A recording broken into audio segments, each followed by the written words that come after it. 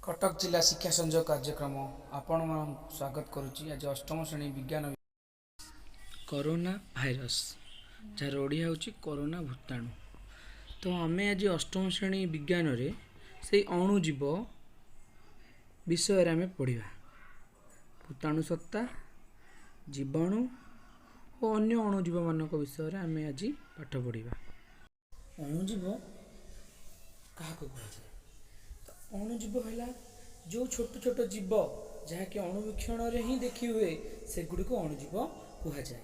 आम अणुजीव को मुख्यतः चारि भाग विभक्त कर गोटे बीजाणु, तापर आदि प्राणी, कवक आउ शैवाल। उपरोक्त चित्र रे आम बीजाणु जहाँ इंग्लीश रे बैक्टेरिया कहुए, एमिबा जहाँकि आदि प्राणी अंतर्गत, पारामीशियम आदि प्राणी अंतर्गत, कवक बा फंगस आउ आम देखा विभिन्न प्रकार बीजाणु जमीक आम कुंडलाकार बीजाणु, दंडाकार बीजाणु।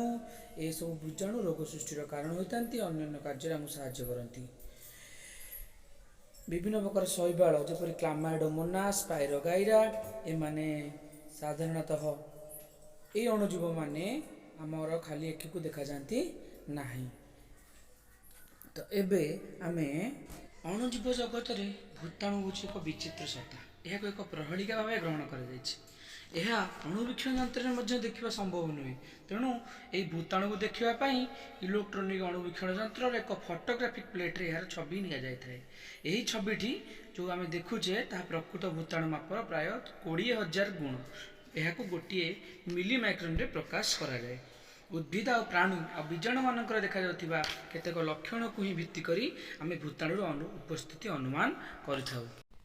भूताणु केवल पोषक जीवर कोष भितर रही निजर वंशवृद्धि करथाए। एक स्वतंत्र भाव में एकला रही पारे नहीं। बीजाणु हो उद्भिद किंबा प्राणी मानक कोष ही भूताणु होची पोषक।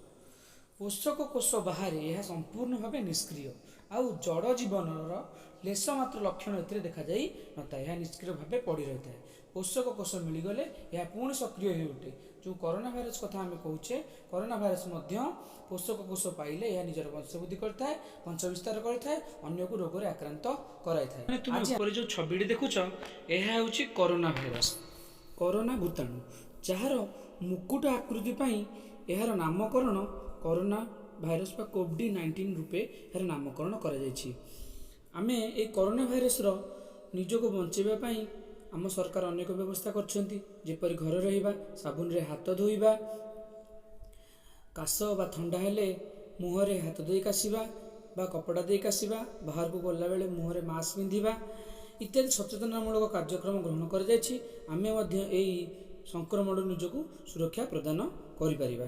कोरोना भाइरस अनेक गुड़ी लक्षण जेपरी ठंडा हेबा, काश हेबा, तंटी जंत्रणा हेबा, निश्वास प्रश्वास नेबार असुविधा हेबा, सेहीपरि सर्दी, इन्फ्लुएंजा अनेक साधारण रोग ये भूताणु जोग होता है। पोलियो, हाड़फुटी आदि मारात्मक रोग भूताणु जनित।